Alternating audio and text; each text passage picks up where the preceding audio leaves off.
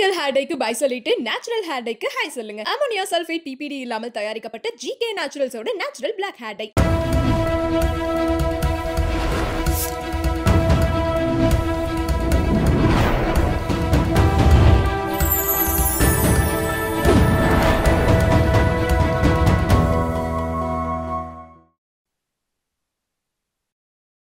Channel 5 Tamil நேயர்களுக்கு வணக்கம். திருசக்தியாரின் கேள்வி பதில் நிகழ்ச்சியில் உங்கள் சந்திப்பதில் மகிழ்ச்சி அடைகிறேன். சார் ரெடியா இருக்காரு, வாங்க கேள்விகளை கேட்கலாம். சார் வணக்கம். வணக்கம், சொல்லுங்க. நலமா இருக்கீங்களா? நலம் நலமறியாவா? தமிழ்நாட்டில் இருந்துக்கிட்டு நலமா இருக்கேன்னு சொல்றீங்களே. இல்லை, நலமா இருக்கேன்னு தான் நம்ம சொல்லணும். ஏங்க, தமிழ்நாட்டில் எப்படின்னா நீங்கள் வந்து என்ன கேள்வி கேட்டால் என்ன பதில் சொல்லணும்னு வந்து ஃபிக்ஸ் பண்ணியிருக்காங்க. நீங்கள் ஏதாவது மாற்றி பதில் சொன்னால் அப்புறம் வந்து வேறு மாதிரி ஆயிரும். அஜித்குமார்கள் வந்து அதுவே கடைசியாக இருக்கட்டும். அஜித்தாவும் இருக்கலாம், விஜயாகவும் மாறலாம், பெயர்கள் மட்டும் மாறலாம், காட்சிகள் மாறாது. ஆமாம், பெயர்கள் மாற்றம் அது ஒன்றும் இல்லை. என்ன நீங்கள் இந்த கோர்ட்டில் இருக்கிறவங்களாம் அப்படி தான், நீதிபதிகளாம் அப்படி தான். ஆமாம், 25 ஏன் வந்துச்சு, 26 ஏன் வந்துச்சு, 27 வந்துச்சுன்னு கேள்வி மட்டும் 546 வரும்போது அவங்க கேள்வி தான் கேட்டுட்டு இருப்பாங்க. அவங்க கடமையை செய்கிறாங்க. நம்ம வந்து அவங்கள குறை சொல்லலை. அவங்க இது வந்து கண்டிக்கத்தக்கது. இப்போ முதல்வர் வந்து பார்த்தீங்கன்னா உடனே வந்து பேசிட்டார்ல, ஒரு கூட்டம் போட்டு இதெல்லாம் வந்து இந்த பாலியல் வன்முறை, இந்த மாதிரி காவல்துறை இதெல்லாம் வந்து கண்டிக்கத்தக்கது. அது கோர்ட்டு சொன்னாதான் தெரியுதா? நம்ம முதல்வராக வரும்போது தெரியலையா? துணை முதல்வராக ஏற்கனவே இத்தனை வருஷம் இருந்திருக்காரு, அமைச்சராக இருந்திருக்காரு, அரசியல் அப்பாவுடைய இவ்வளோ வருஷம் வளர்ந்துருக்காரு. இதெல்லாம் தப்புன்னு தெரியலையா? ஐயா, இந்த தப்புக்கெல்லாம் காரணமே தப்பாக நடக்குதுன்னா அதுக்கெல்லாம் காரணம் அப்பா தான்னு சொல்கிற வெளியில் பேசிக்கிறாங்க. இங்கே மட்டும் அப்பா வரமாட்டார். அப்பா வந்து பொதுமக்களுக்கு டிவியில் மட்டும்தான் அப்பா. ஆமாம், அதுதான் ரைட்டு. புரிஞ்சிருக்கும் மக்களுக்கு புரிஞ்சிடும். Okay sir. முதலாவதாக கடலூர்ல இருந்து கிருஷ்ணகுமார் கேட்டிருக்காரு, தமிழக அரசு மது அருந்துவதை ஊக்குவிக்கவில்லை என்றால் அரசே மதுவை விற்க கட்டாயம் என்ன என்று உயர்நீதிமன்றம் கேள்வி எழுப்பியிருக்கிறது. இல்லை, இந்த கேள்வியை வந்து உயர்நீதிமன்றம் பலமுறை கேட்டிருக்கிறது. இப்போதான் நான் உங்களுக்கு எதேச்சியாக சொன்னேன். 546 ரூபா திருப்பி அதே கேட்பாங்க. இவங்க வந்து அப்படிலாம் அரசில் வந்து இப்படிலாம் உயர்நீதிமன்றம் சொல்லிடுச்சுன்னெலாம் பயந்துட மாட்டாங்க, உச்ச நீதிமன்றத்துக்கெலாம் பயந்துட மாட்டாங்க, அது பார்த்துக்கலாம் அப்படின்னு அவங்க வருது. ஏன்னா திமுகவை பொறுத்த வரைக்கும் தில்லு இவங்களுக்கு அதிகம். தப்பு பண்ணுறதுன்னா மற்ற கட்சிகள்லேயும் நடக்குது. எல்லா கட்சிகள்லேயும் ஏதோ ஒரு வகையில் ஒரு சில தவறுகள், குற்றங்கள், எல்லாரும் இல்லை, ஒரு சிலர் இருக்கலாம். பட்டு இருக்கிறதுலையே வந்து தில்லு அதிகமான, அதனால தான் திமுகன்னு வச்சாங்களே, தில் முன்னேற்ற கழகம். தில் உள்ளவர் முன்னேற்ற கழகம். ஆமாம், தில்லான முன்னேற்ற கழகம். இல்லை, கொஞ்சம் நீங்கள் தில்லுமுள்ளு முன்னேற்ற கழகம்னு கூட வச்சுக்கலாம். நீங்கள் தில்லுமுள்ளு கழகம், அதான் தில்லுமுள்ளு கழகம், அதான் தில்லுமுள்ளு ஆனவர்கள் முன்னேற்ற கழகம். அவங்கள தானே முன்னேற்றி விட்றாங்க. அது மாதிரி நீங்கள் என்ன கேள்வி என்ன சொன்னீங்க? அதாவது மதுவை. ஆமாம், மது. இல்லை, எதுக்கு சொல்கிறேன்னா, அது வந்து ஒரு பள்ளிக்கூடத்துக்கு பக்கத்தில் கொண்டு போய் ஒரு மதுரையிலேயே அந்த சைடில் எங்கேயோ வந்து ஒரு டாஸ்மாக் கடையை வந்து ரொம்ப இது பண்ணி ஒரு ஷிஃப்ட் பண்ணி பள்ளிக்கூடத்துக்கு பக்கத்தில் வச்சுருக்காங்க. பள்ளிக்கூடத்துக்கு இவ்வளோ கிலோமீட்டரில் வந்து வைக்கக்கூடாது, மத வழிபாட்டு நிலையத்துக்கு பக்கத்தில் வைக்கக்கூடாதுலாம் நிறைய இருக்குது. அதெல்லாம் ஒன்றும் பார்க்கறது இல்லை. அதெல்லாம் வந்து தெரிஞ்சே அதை தவறு பண்ணுறாங்க. அது வந்து யாரோ பொதுநல வழக்காக போட்டு தான் அதில் தான் கேட்டிருக்காங்க. அப்போ வந்து அரசில் வந்து நாங்கள் வந்து மது குடிப்பதை ஊக்குவிக்கவில்லை. அப்புறம் காலையில் வந்து அவன் வேலைக்கு போகணுன்னா அவனுக்கு எனர்ஜி வேணும்னா மது டாஸ்மாக்கு போயிட்டு அவன் குடிக்கணும்னு சொன்ன அமைச்சர் வந்து அந்த அமைச்சரை கைது பண்ணணுமா வேண்டாமா? நீங்கள் ஹைகோர்ட்டில் வந்து என்ன அஃபிடவிட் கொடுக்குறீங்க? நாங்கள் வந்து தமிழக அரசு வந்து மது குடிப்பதை ஊக்குவிக்கவில்லைன்னு சொல்கிறீங்க. ஆனால் ஒரு உடல் உழைப்பு செய்பவன் டாஸ்மாக்கு வந்து சரக்கு அடித்து விட்டு சென்றால்தான் அவனுக்கு எனர்ஜி வருகிறது அப்படின்னா அடிக்காதவன்லாம் வந்து அநேகமாக அரெஸ்ட் பண்ணுவாங்க போல இருக்கு. ஏய் ஊது மா நாத்தம் வருது, அப்போ போ, ரைட்டு ஊது, ஏய் நல்லா பாரு, ஒரு வாசனையும் வரல, பிடிச்சி உள்ள வை. திமுக ஆட்சியில் இப்படி நடந்தால் நீங்கள் ஆச்சரியப்பட வேண்டாம். ஏன்னா அதுதான் இப்போது கிட்டத்தட்ட சொல்கிறாங்க, நாங்கள் ஊக்குவிக்கவில்லை. உங்கள் மந்திரி தானே சொன்னார், டாஸ்மாக் மந்திரி. அங்கே வந்து எனர்ஜிக்காக தான் வந்து கொடுக்குறோன்னு சொல்லி அப்போ நடுவில் இடைக்காலத்தில் வந்து முத்துசாமியும் அன்மோ இருந்தார். அவர் பேசினார்னு நினைக்கிறேன். ஆமாம், செந்தில் பாலாஜி இல்லாத போது. ம், அப்போது ஊக்குவிக்கிறதுக்காக. அப்போ நீங்கள் ஊக்குவிக்கலையா? அது எனர்ஜி பானம் அப்படின்னு சொல்லி உடல் உழைப்பு செய்கிறவன் வந்து அது வந்து காலையில் 8 மணிக்கு, அதனால தான் அப்போ 7 மணிக்கே காலையில் திறக்கணும்னு ஒரு ப்ரப்போசல் வந்தது. அது சம்மந்தமான அதுக்கப்புறம் அது அப்படி நின்று போச்சு. அதுக்கப்புறம் பார்த்தாங்க, நம்ம தான் விடிகாலையிலேருந்தே விற்கிறோம் அன்அஃபிஷியலாக, சட்டவிரோதமாக வந்து அங்கங்கே சந்தில் பொந்தில் வச்சு விற்கிறோம். இதை ஏன் போய் வந்து நம்ம வந்து 7 மணிலேருந்து அதிகாரபூர்வமாக விற்கலான்னு சொல்லி அதுக்கு ஒருத்தன் போய் கோர்ட்டில் ஸ்டே வாங்கி எதுக்கு இந்த ஆணையத்தை தொல்லை, அது பாட்டில் சந்தோஷமாக விற்றுட்டு போகிறத விட்டுட்டு அப்படிங்கிற மாதிரி இருக்கும்போது அது கேட்டிருக்காங்க. உயர்நீதிமன்றம் அவங்க பாட்டில் கேட்டுக்கிட்டு இருப்பாங்க. அவங்களுடைய கடமை, என் கடன் பணி செய்து கிடப்பதையே அவங்க கேட்டுக்கிட்டு இருக்காங்க. அதுக்கெல்லாம் நாங்கள் பயப்படுற ஆள் இல்லை. நாங்கள் வந்து தில்லான முன்னேற்ற கழகம். சரி சார், அடுத்ததாக சிவகங்கையிலிருந்து கீதா கண்ணபிரான் கேட்குறாங்க, கள்ளக்குறிச்சி திமுக கூட்டத்திற்கு டோக்கன் கொடுத்து பொதுமக்களை பேருந்தில் கூட்டி வந்திருக்கிறார்களே, அது என்ன பெரிய விஷயம்? இது வழக்கமாக வருவாங்க. அது என்ன பிரச்சனை ஆயிடுச்சுன்னா, அந்த ஊராட்சி தலைவர் வந்து அது முடிஞ்ச அந்த டோக்கன் பஸ்ஸில் கூப்பிட்டு வந்திருக்காரு. அதுவும் அநேகமாக பெண்கள், வயதான பெண்கள் இந்த மாதிரி. ஏன்னா அப்படி தான் கிராமத்து பெண்கள்லாம் வர மாதிரி. அது வந்து அந்த முதல்ல டோக்கனை கொடுத்து கூப்பிட்டு வந்து விழா முடிஞ்சு போகும்போது டோக்கன் கொடுத்தா 200 300 அது என்ன 500 ரூபா நோட்டா, அது என்ன 100 ரூபா நோட்டா தெரில, ஒரு நோட்டு கொடுக்குறாரு. 500 இருக்கலாம்னு நினைக்கிறேன். ஏன்னா விலைவாசி ஏறி போச்சு, 100 ரூபாய்க்கு வரமாட்டாங்க. இல்லை 200 ரூபா நோட்டா தெரியல, 200 ரூபா நோட்டாக கூட இருக்கலாம், ஏதோ ஒன்று நோட் ஒரு நோட்டு. அவங்க நினச்சா என்ன பேங்க்கில் போய் 200 ரூபா கட்டு வாங்கிட்டு வரதுக்கு எவ்வளோ நேரம் ஆக போகுது. அது கொடுக்குறாரு. அங்கே தள்ளுமுள்ளு நெரிசல் கலாட்டா. இதை எவனொருத்தன் சும்மா இல்லாமல் செல்லில் வீடியோ எடுத்து எல்லா இதுலேயும் வலைதளத்துலேயும் சரி டிவிலேயும் வந்துடுச்சு. கள்ளக்குறிச்சியில் அந்த ஊராட்சி தலைவர் திமுக வந்து கொடுக்குறாரு. டோக்கன் முறை நம்ம வந்து விஞ்ஞானபூர்வமாக நம்ம டெக்னாலஜி இம்ப்ரூவ் பண்ணோம்ல, பணம் கொடுக்குறதுக்கு பதில் முதல்ல டோக்கனை கொடுத்துட்டு, அதே மாதிரி தானே நீங்கள் ஓட்டு போடும்போது வந்து நீங்கள் திமுக ஓட்டு போடுறீங்க அப்படின்னு சொன்னால் அவங்களுக்கு ஒரு டோக்கன் கொடுப்பாங்க. அந்த டோக்கன் வந்து அந்த எலெக்ஷன் கமிஷன் இவ்வளோ நாள்னு அவங்களுடைய கண்ட்ரோல் இருக்கும். அந்த கண்ட்ரோல் முடிஞ்ச மறுநாளைக்கு அந்த குறிப்பிட்ட மளிகை கடை, குறிப்பிட்ட துணி கடை இங்கெல்லாம் வந்து கொடுத்து வச்சு அந்த டோக்கனை கொண்டு போய் கொடுத்தீங்கன்னா கேஷ் கொடுத்துருவாங்க. அவங்கள்ட்ட மொத்தமாக கேஷை கொடுத்து வச்சுருவாங்க. அவங்க திமுக சார்பாக இருக்கணும்னு இல்லை, அவங்கள பொறுத்த வரைக்கும் அதுக்கு ஒரு கமிஷன் கொடுத்துருவாங்க. அவ்வளோதான். இப்படி வித்தியாசமாக விஞ்ஞானபூர்வமாக பண்ணியிருக்காங்க. அந்த மாதிரி வந்து டோக்கன் சிஸ்டம் வந்து பண்ணியிருக்காங்க. இதுலேருந்து நம்ம புரிஞ்சுக்க வேண்டியது என்னன்னா, திமுக காரன் எவனுமே திமுக கூட்டத்துக்கு வரமாட்டேங்கிறான். இதான் நீங்கள் ரூபா கொடுத்து கூப்பிட்டு வரீங்க, அதெல்லாம் எல்லாருக்குமே வெட்ட கள்ளக்குறிச்சியில் நடந்த ஒரு சின்ன சம்பவம் தமிழ்நாடு பூரா நடக்குது. புரிந்து கொள்ள வேண்டியது என்னன்னா, திமுக தொண்டர்கள் யாரும் வந்து இப்போ திமுக கூட்டம் போட்டால் வரதுக்கு தயாராக இல்லை. ஏன்னா அவனுக்கு தெரிஞ்சு போச்சு, கடைசி வரைக்கும் நம்ம போஸ்டர் தான் ஓட்டணும், ஒரு குடும்பம் தான் வந்து ஆளப்போகுது, நம்ம எதுக்கு வந்து ரொம்ப கஷ்டப்படணும். 200 ரூபா கொடுத்து கும்பலை கூப்பிட்டு போகிறாங்க, இங்கே போய் அவங்க என்ன போய் சொல்லிட்டு இருப்பாங்க, நம்ம போய் கை தட்டி நம்ம வந்து பண்ணிகிட்டு இருக்கணும். அந்த நேரத்தில் நம்ம டாஸ்மாகில் சந்தோஷமாக இருக்கலாமே அப்படின்ற ஒரு சமுதாய புரட்சியை திமுக உருவாக்கி இருக்கிறது. அருமை சார்.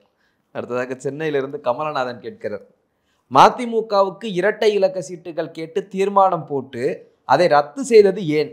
அவ்வளவு பயமா? ஏன் கேட்குறீங்க? அவர் வந்து பேசும்போது அது தீர்மானம் போட்டாங்க, அதில் வந்து இரட்டை இலக்கத்தில் வேணும்னு போட்டாங்க. ஆமாம். அது வைகோ எல்லாரும் பேச ஆரம்பித்தாங்க. வைகோ மதிமுகவில் வந்து வைகோ வந்து இரட்டை இலக்கத்தில் கேட்குறாரு.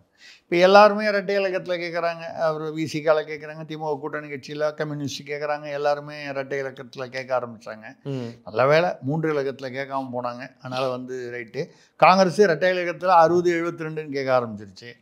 இப்போல்லாம் வரும்போது மதிமுக இரட்டை இலக்கம்னா 10, நமக்கு தெரிஞ்சது குறைந்தபட்சம் 10 பேர் முதல்ல எங்கே இருக்காங்கன்னே தெரியல. மதிமுகவுக்கு வேட்பாளர்கள் போன முறையே பேசணும். ஆமாம், தொண்டர்களே ஆமாம், நமக்கெல்லாம் கூட கேட்டால் கூட கொடுப்பாங்க போல இருக்குன்னு. ஜெயிக்கணும் அது தெரியாது. அப்போது வந்து பேசுகிறோன்னே என்ன பண்ணார், துரை வைகோட்ட தனியாக இங்கே பேட்டி காணும்போது துரை வைகோ என்ன சொன்னார்னா, இல்லை நான் தான் வந்து 12 சீட்டு வேணும்னு கேட்டேன், அது என்னுடைய விருப்பம், தனிப்பட்ட விருப்பத்தை நான் சொன்னேன். அது தீர்மானத்தில் போட்டு தீர்மானத்துலேருந்து அது சர்ச்சையாவது ஊடகங்களில் பெருசாகுதுன்னு அதை மெதுவாக எடுத்துட்டாங்க.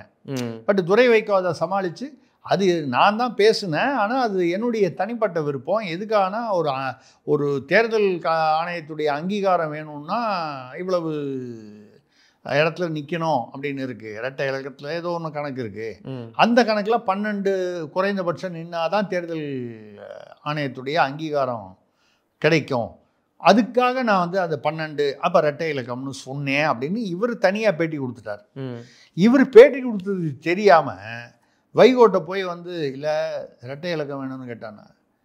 யார் கேட்டா? நாங்கள் ஒன்றும் தீர்மானம்லாம் ஒன்றும் போடலையே, ஏன் தேவையில்லாதெல்லாம் பேசுகிறீங்க அப்படியே வைகோ அவர் தான் எப்போவுமே உணர்ச்சி பிழம்பு எழுச்சி தலைவராக அவர் எழுச்சியாக பேசிட்டார். இல்லைங்க பேசுனாங்க, துரை வைகோ தான் சொன்னான்னு சொல்ல, இல்லை மதிமுகவில் பேசியிருக்காங்க அப்படின்னு சொன்னோன்னே எவனோ தெருவில் போகிறவனாலாம் சொல்கிறதெல்லாம் வந்து நீங்கள் வந்து கணக்கில் எடுத்துக்கூடாது அப்படின்ட்டாரு. அவருக்கு தெரியாது. அந்த பக்கத்தில் வந்து கொஞ்சம் தள்ளி துரை வைகோ வந்து அந்த பக்கம் வந்து நான் தான் சொன்னேன், அது என்னுடைய தனி விருப்பம்னு. இப்போ மதிமுக தொண்டர்களுக்குள்ளேயே என்னையா மறுபடியும் பாமக பிரச்சனை இந்த மதிமுகவில் வந்துடுச்சா? கொஞ்ச நாள் முன்னால் தான் அது கொஞ்சம் லேசாக வந்துச்சு. துரை வைகோவுடைய இது அவரை பிடிக்காம மதிமுகவுக்கு, அதாவது வைகோவுக்கு வேண்டியவர்கள் சிலர் துரை வைகோவை ஏற்றுக்கொள்ளாமல் உள்ளுக்குள்ள இதே ராமதாஸ் அன்புமணி விஷயத்தில் எவ்வளோ பெருசாக அன்புமணி இப்போ டெல்லிக்கு போயிருக்காரு அமித்ஷாவை பார்க்குறதுக்கு. அமித்ஷாவை பார்க்க போனாலே ஏதோ ஒரு செட்டில்மெண்ட் வரும்னு. ரெண்டாவது தேர்தல் ஆணையத்தையும் பார்க்க போயிட்டார். அப்படின்னா என்ன அர்த்தம்னா கட்சி ஒரு கால் பிளவுபட்டால் மாம்பழ சின்னம் எங்களுக்கு வேணும்னு அந்த அளவுக்கு அது முத்திடுச்சு பாமகவில். இது மதிமுகவில் கட்சி அவ்வளோ பெரிய கட்சி இல்லைன்றதுனால அது முன்னால் வந்தது அப்படியே அடங்கி போச்சு. இப்போ கட்சி அந்த சோகால்டு தலைவர்களுக்கெல்லாம் ஒரே குழப்பம். துரை வைகோ நான் என்னுடைய தனிப்பட்ட விருப்பம் அதை நான் சொன்னேங்கிறாரு.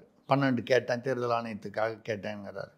இவர் எவனோ தெருவில் போகிறவன் வரவன் சொல்கிறதுக்கெலாம் நான் பதில் சொல்ல முடியாதுங்கிறாரு. துரை வைகோ வந்து தெரிஞ்சுதான் சொல்கிறாரா தெருவில் போகிறவன் வரவன்னு, இல்லை தெரியாமல் சொல்கிறாரா? வைகோவுக்கும் வயது மூப்பு இருக்குது இல்லையா, அவருக்கும் ரொம்ப வயசாகிடுச்சு. அது வயது மூப்பு காரணமாக அப்படி சொல்கிறாரா? பையனையே வந்து தெருவில் போகிறவன்னு சொல்கிறாரா? தெரிஞ்சு சொல்கிறாரா தெரியாமல் சொல்கிறாரா?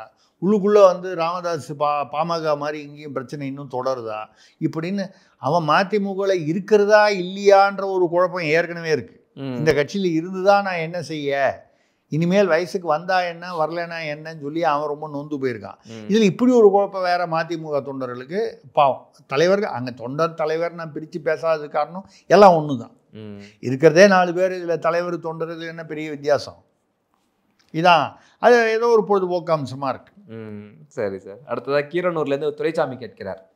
சனாதன எதிர்ப்பு மாநாட்டு வழக்கில் பெங்களூரு நீதிமன்றத்தில் ஆஜராகி துணை முதல்வர் உதயநிதி 1 லட்சம் ரூபாய் கட்டி தற்காலிக ஜாமீன் பெற்றுள்ளாரே. ஆமாம், அவர் வந்து உச்ச நீதிமன்றத்தில் வந்து ஒரு வழக்கு போட்டிருக்காரு. அதாவது இந்த இதில் வந்து எக்ஸம்ஷன் ஃப்ரம் அப்பியரன்ஸ், அதாவது நேரில் ஆஜராவதற்காக வந்து விலக்கு கேட்டு அது அவங்க இங்கே கீழமை நீதிமன்றங்கள் எல்லாம் கொடுக்கலன்னா உச்ச நீதிமன்றம் வரைக்கும் போயிருக்காரு. அந்த வழக்கு நிலுவையில் இருக்குது. இதுக்கு நடுவில் இங்கே வந்து இவர் ஒன்று ஆஜராகணும். ஏன்னா அது முடிவாகலை. விலக்கு கொடுத்துட்டாங்கன்னா பரவாயில்ல, கொடுக்கலைன்னா ஆஜராகணும், இல்லை கொடுக்குற வரைக்கும் ஆஜராகணும். ஆஜராகிறதுலேருந்து ஜாமீன் வாங்கணும். ஏன்னா இது வந்து அதாவது அந்த குற்ற வழக்குகளுடைய தன்மை அப்படி ஜாமீன் வாங்கி ஆகணும். ஷூரிட்டி போட்டு ஜாமீன்கிறது வாங்கணும். அது வாங்கும்போது 1 லட்சம் ரூபாய் பணம் கட்டி ஜாமீன் வாங்கிக்கிங்க. 1 லட்சம் கோடி இதெல்லாம் இருக்கிற ஒரு ஒரு ஒரு ஒரு சமுதாயம்.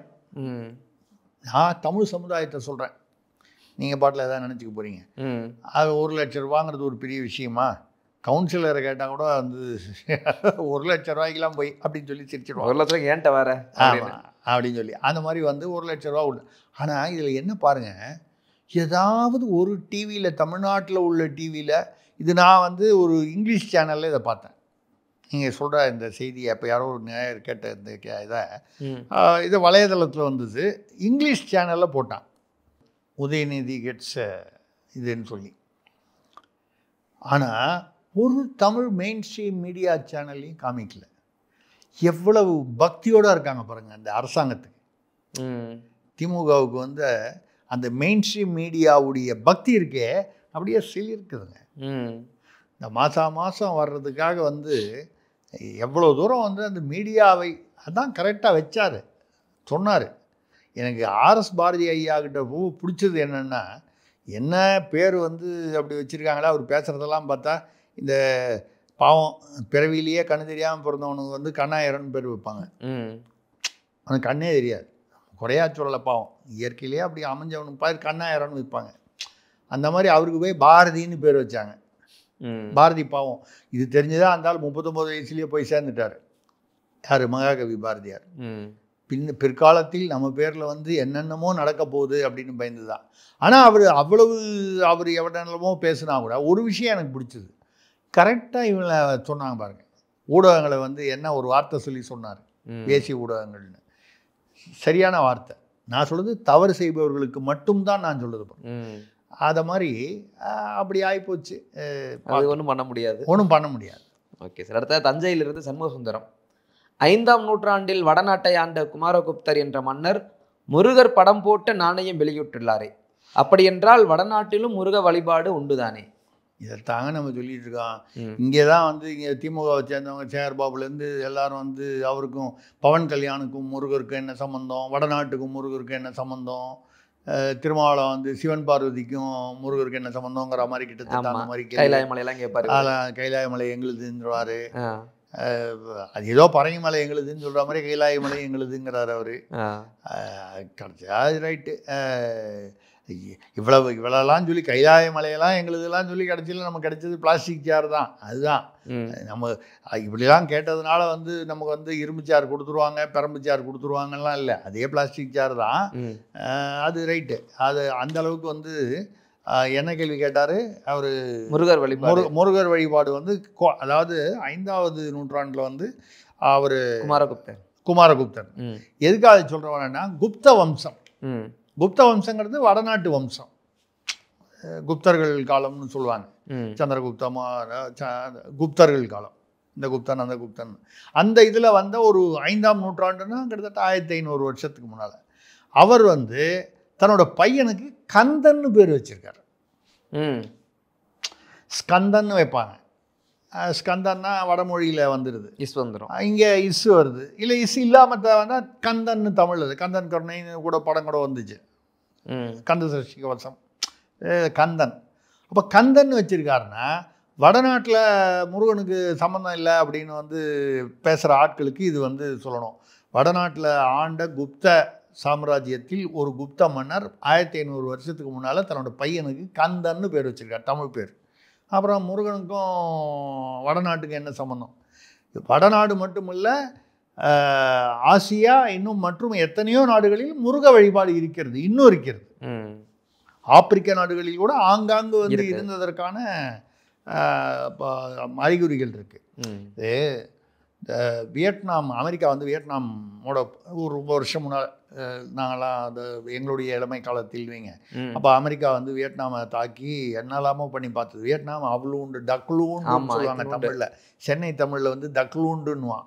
அந்த தக்லூண்டு ஒரு நாடு அமெரிக்காவுக்கு தண்ணி காமிச்சிச்சு. ஆமாம், வியட்நாம் வந்து என்னமோ பண்ணி வியட்நாமை வந்து அவங்களால வெற்றி கொள்ள முடியலை. அமெரிக்கா அப்படி தான் பில்டப் எப்பவுமே பெருசாக இருக்கும். ஆப்கானிஸ்தான்லேயும் அப்படி தான். பல விமானங்கள் அனுப்பிக்கிட்டே இருந்துச்சு அப்போ. ஆமாம், அதெல்லாம் போனாங்க அதெல்லாம் பண்ணாங்க வியட்நாமில். அப்போ வியட்நாம்லேருந்து ஒருத்தர் இந்தியா வராரு. அவர்கிட்ட கேட்குறாங்க, வியட்நாமுடைய ஒரு அரசியல் தலைவர் அவர் வந்து வந்தபோது கேட்டாங்க, ஒரு அவ்வளோ பெரிய அமெரிக்கா உலகத்துக்கே சூப்பர் பவர் நம்பர் 1, அவங்கள தண்ணி காமிச்சு அனுப்பிச்சிங்களே இவ்வளோண்டு நாடு. வியட்நாமியர்களும் பார்த்தீங்கன்னா பொடிசா குள்ளமாக சிலுவையாக தான் இருப்பாங்க, ஒரு ஆஜான பாகுவாக இருக்க மாட்டாங்க. அப்போ போட்டு வியட்காங்னு ஒன்று இருந்தது. அந்த படையை பார்த்தா அமெரிக்காவிலேருந்து படையில் வந்து வியட்நாமுக்கு போன்னு சொல்லி அனுப்பிச்சாலே என்னங்க அப்படின்னு சொல்லி கதற அளவுக்கு வந்து இவனுங்க வந்து கொரில்லா. அவன் 10,000 பேர் வருவான், இவன் 100 பேர் சேர்ந்து அடித்து அவங்கள காலி ஏதோ ஒன்று பண்ணி விட்ருவாங்க. அந்த மாதிரி வரும்போது எப்படிங்க உங்கள் வியட்நாமியர்களுக்கு இவ்வளவு தைரியமும் வீரமும் வந்தது? எங்களை போய் இந்த கேள்வி கேட்குறீங்க. உங்கள் ஊரில் ஒரு ராஜா இருந்தார், செவத்தில் அடித்த மாதிரி சொல்லியிருக்காங்க. ஆமாம், ராஜராஜ சோழன்னு உங்கள் ஊரில் ஒரு ராஜா இருந்தார். அந்த ராஜராஜ சோழனை வந்து அவருடைய சரித்திரம் எங்கள் ஊரில் வந்து, ஏன்னா அவருடைய இப்போ நீங்கள் கம்போடியாலாம் போனீங்கன்னா அங்கோர் வாட்டுங்கிறதெல்லாம் பார்த்தீங்கன்னா சோழ வம்சத்தை சேர்ந்த சூரிய வம்சம்னு சொல்லுவாங்க. சோழ வம்சத்தில் சேர்ந்தவர் தான் அங்கே போய் வந்து கட்டினாருன்னு சொல்லுவாங்க. சோழர்கள், பல்லவர்கள், இந்த கலப்பு இவங்க தான் வந்து அங்கே போய் வந்து அங்கோர் வாட், கம்போடியா, வியட்நாம் எல்லாம் ஒரு ஒரு பகுதியில் வரக்கூடியது. அப்போ அங்கே வந்து ஆண்டிருக்காங்க. ராஜராஜ சோழனோட சரித்திரத்தை படித்து தான் எங்களுக்கு வீரம் வந்தது. யார் சொல்கிறா? வியட்நாமில் அந்த ராஜராஜனுடைய அந்த யுக்திகளை தான் கையாண்டிருக்காங்க அப்போ அப்படின்னு சொல்லி அப்படிலாம் சொல்லி அவர் சரித்திரம்லாம் ஃபுல்லாக தெரிஞ்சு வச்சுருக்காங்க. ஆமாம். அதை மாதிரி ஒரு வீரன் எங்கள் நாட்டில் பிறக்கலையேன்னு நாங்கள் வந்து ரொம்ப வருத்தப்படுறோம். இப்படிலாம் சொல்லிட்டு அந்த தலைவர் வந்து அவர் டெல்லி வந்திருக்காரு. டெல்லி வந்த உடனே டெல்லிக்கு வந்தால் வியட்நாம்லேருந்து ஒரு ஜனாதிபதியோ இல்லை பிரதமரோ ஏதோ ஒன்று அரசியல் ஆட்சியில் இருக்கிறவர் அவர் வந்தவுடனே எங்கே கூப்பிட்டு போவாங்க? காந்தி சமாதி, நேரு சமாதி, அப்படி இந்திரா காந்தி சமாதி, இப்படி இந்த வகையெல்லாம் சமாதிக்குன்னே வரிசைப்பட்ட மெரினாவுக்கு வந்தால் வரிசையாக காமிக்கிற மாதிரி சமாதிகள் மாதிரி அங்கே இருக்குது. சமாதிக்கெலாம் காமிச்சாங்க. அவர் கேட்டார், இப்பெல்லாம் போந்தாங்க ரைட்டு, இந்த ராஜராஜ சோழன் சமாதி எங்கே இருக்குதுன்னு கேட்டார்.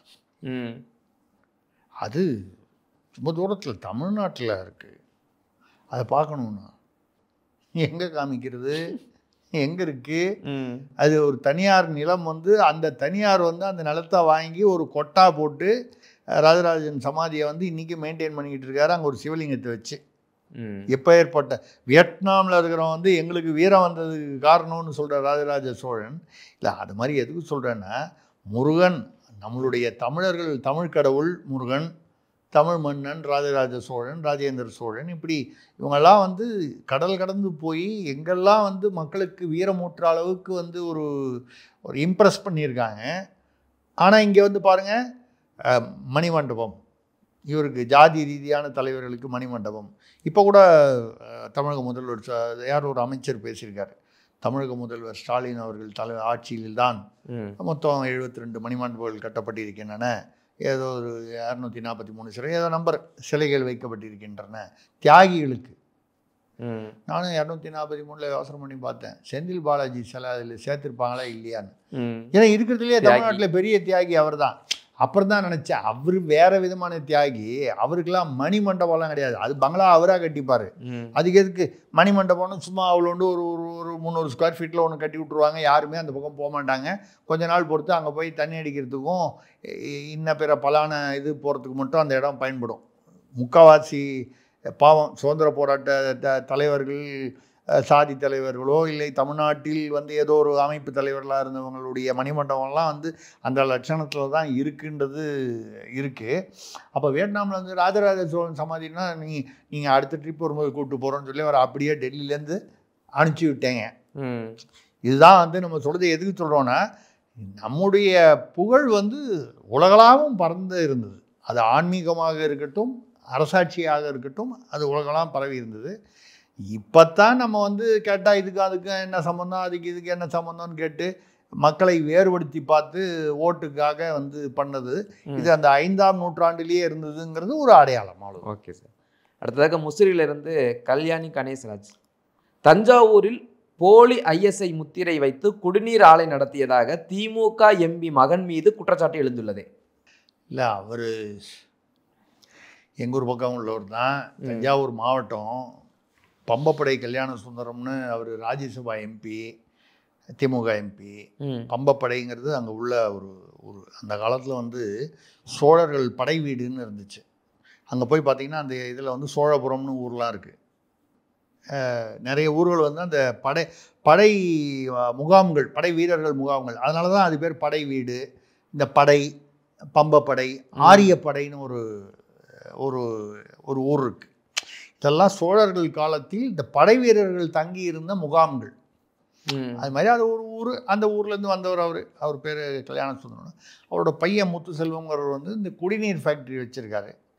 இதை போய் ஒரு பெரிய விஷயமா சொல்கிறாங்க. ஒரு திமுக MP அவருடைய குடும்பம்னா அதுக்குன்னு ஒரு மரியாதை, அதுக்குன்னு ஒரு வேல்யூ இல்லையா? அவர் வந்து என்ன பண்ணார், இந்த குடிநீரில் வந்து ஏதோ பிராண்டெல்லாம் போட்டு விற்கும்போது இந்த ISI முத்திரை இருந்தால் தான் விற்கணும்னாங்க. ISIலெல்லாம் போய் சிரமப்பட்டு அதெல்லாம் போய் வாங்குறதெல்லாம் கஷ்டம்னு சொல்லி அவங்களே ISI முத்திரையை வந்து இங்கேயே தயார் பண்ணி அதுக்கு ஏதோ ஒரு BS என்னமோ வரிசையாக வரும், ஏதோ ஒரு குறிப்பிட்ட அந்த கோடு எல்லாம் போட்டு அதெல்லாம் போட்டு இவங்களே போட்டு விற்றுட்டாங்க. இப்போ வந்து அது ஏதோ ரெய்டு பண்ணி 17,500 பாட்டில் என்னமோ கைப்பற்றிட்டாங்க இந்த மாதிரி போலி முத்திரையோட. இது ஏதோ அவள் ஐஎஸ்ஐலாம் வந்து உங்களுக்கு மத்திய அரசு கீழே வருது. அது அந்த ஃபேக்ட்ரியை சீல் வச்சுட்டாங்க. இதெல்லாம் ஒரு பெரிய விஷயமா நம்ம திராவிட மாடலில் வரும்போது இதெல்லாம் வந்து ஒரு பெரிய விஷயமா இருக்கலாமா? இதை விட்டுட்டு நீங்கள் வந்து நாங்கள் வந்து இதெல்லாம் வந்து ராஜராஜ சோழன் இப்போ அந்த படை வீரர்கள்லாம் வந்ததெல்லாம் சோழர்கள் காலத்தில் ராஜராஜ சோழனுக்கு இப்போ தான் கேட்டீங்க நம்ம பேசணும். அந்த வியட்நாம் அந்த வந்து அவருடைய எங்கே இருக்குது இதுன்னே தெரியாது.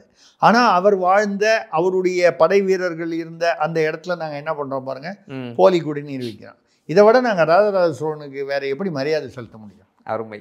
ஆமாம் சார், அடுத்தது தாம்பரத்திலிருந்து மைக்கேல் ராஜ் கேட்குறாங்க, மத்திய அமைச்சர் அமித்ஷாவை முட்டாள் என்று ராசா பேசியது சரியா? இல்லை, யாரையுமே அப்படி பேசக்கூடாது அப்படிங்கிறது தான் வந்து அரசியல் நாகரிகம். எந்த அரசியல்வாதி எதிர்கட்சி எப்படி இருந்தாலும் உண்மையாகவே முட்டாளாகவே இருந்தால் கூட அப்படி வந்து அவர் என்னென்னா அமித்ஷா வந்து என்ன சொன்னார், இப்போ நாங்கள் வந்து மகாராஷ்டிரா எதிர்கட்சி ஆட்சி இருந்தது நாங்கள் பிடிச்சிட்டோம், ஹரியானாவில் எதிர்கட்சி ஆட்சி இருந்தது நாங்கள் பிடிச்சிட்டோம், வரிசையாக ஒரு 5-6 அவங்க ஜெயித்த மாநிலம் சொல்லி அடுத்தது தமிழ்நாடுன்னு சொன்னார். இதை சொல்லி காமிச்சிட்டு ராசா ஒரு பப்ளிக் மீட்டிங்கில் முட்டாள் யாரை? மத்திய உள்துறை அமைச்சர், பிரதமருக்கு அடுத்த நிலையில் இருப்பவர். நீங்கள் வந்து அவர் பேசுவது வந்து அபத்தம், அந்த கனவு காணக்கூடாது, கனவு காண முடியாது, தமிழ்நாட்டில் நீங்கள் ஒரு காலம் வந்து பாஜக கால் ஊன்ற முடியாது, அதெல்லாம் சொல்லுங்கள் அரசியல் ரீதியாக. முட்டாள் என்று வந்து பேசுவதுன்னொன்னே இது வந்து பார்த்தீங்கன்னா இங்கே வந்து அதை யாரும் வந்து ஒன்றும் அது கேஸ் கூட போட்டிருக்காங்க. இந்த மாதிரி மத்திய அமைச்சரை வந்து முட்டாள்னு சொன்னது வந்து அதுக்கு ராசா பேரில் வந்து நடவடிக்கை எடுக்கணும்னு யாரும் பொதுநல வழக்கு, அதெல்லாம் பொதுநல வழக்கெலாம் என்ன ஆகும் தெரியாது.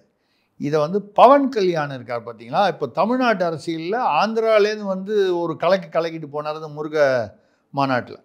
அவர் துணை முதலமைச்சர்னு சொன்னாலே கலக்கல் தானே. நான் சொல்கிற கலக்கல் வந்து அரசியல் கலக்கல். நீங்கள் ஏதாவது தப்பாக புரிஞ்சுக்க போகிறீங்க, ஏன்னா நம்ம பேசுறது தப்பாயிடக்கூடாது. கலக்கல், அந்த கலக்கல், இந்த கலக்கல்னு வேறு மாதிரி ஏதாவது நீங்கள் நினச்சிக்காதீங்க. நான் சொல்கிற கலக்கல் வந்து அரசியல், நம்ம தூள் கிளப்பிட்டான்னு சொல்லுவோம்ல, அந்த மாதிரி கலக்கல். ஒரு பவன் கல்யாண் அங்கேயும் பண்ணிக்கிட்டு இருக்காரு, பாஜக அந்த கூட்டணியில் இருக்காங்க, சந்திரபாபு நாயுடுவும் இருக்கார், இவருடைய ஜனசேனா கட்சியும் இருக்குது. இவங்க அண்ணன் தான் ஒரு காலத்தில் பிரஜாராஜ்யம்னு சிரஞ்சீவி கட்சி வச்சுருந்தார். அப்போவே அதில் இளைஞர் அணியில் ஒரு ஏதோ இருந்தார், போனார் வந்தார். அதுக்கப்புறம் தனியாக கட்சி அவங்க அண்ணன் அவர் காங்கிரஸில் கொண்டு போய் அந்த கட்சியை அணைச்சி விட்டார். அண்ணன் அமைதியாயிட்டார். அதோட தம்பி வந்து தனியாக ஜனசேனான்னு ஒன்று இவர் ஆரம்பித்து அதில் தான் இப்போது வந்து அவர் அந்த கட்சி வந்து ஆட்சியில் பங்கு ஆந்திராவில் இருக்குது. அப்போது அவர் வந்து என்னென்னா பவன் கல்யாணம் சேகர்பாபு கூட கேட்டார், பவன் கல்யாணுக்கும் தமிழ்நாட்டுக்கு என்ன சம்பந்தம்? ஆமாம், அவர் படித்தது இங்கே கல்லூரியில், பள்ளிக்கூடம் ஆந்திராவில். அவர் பிறந்தது பாப்பட்லாவன்னு எங்கேயோ ஆந்திராவில் பிறந்திருக்காரு. இங்கே வந்து சென்னையில் தான் படிச்சிருக்காரு. 20 வருஷம் சென்னையில் தான் இருந்திருக்காரு. நம்மளெல்லாம் விட நல்லா தமிழ் பேசுகிறார். நம்மளெல்லாம் விட அப்படின்னு சொன்னால் உங்களுக்கு புரியும். நம்மளெல்லாம் விட நல்லா தமிழ் பேசுகிறாரு. ஒன்றும் துண்டு சீட்டெல்லாம் இல்லாமையே தமிழ் பேசுகிறாரு. அவருக்கு யாரும் எழுதி கொடுக்க வேண்டியதில்லை. அவராகவே இயல்பாகவே வந்து அவருக்கு பேச தெரியுது, எழுத படிக்க வருது தமிழில். சரிங்களா? அந்த துணை முதல்வர் நான் சொல்கிறது வந்து ஆந்திராவுடைய துணை முதல்வர் இருக்கு. அவர் வந்து அவருக்கு என்ன பயம்?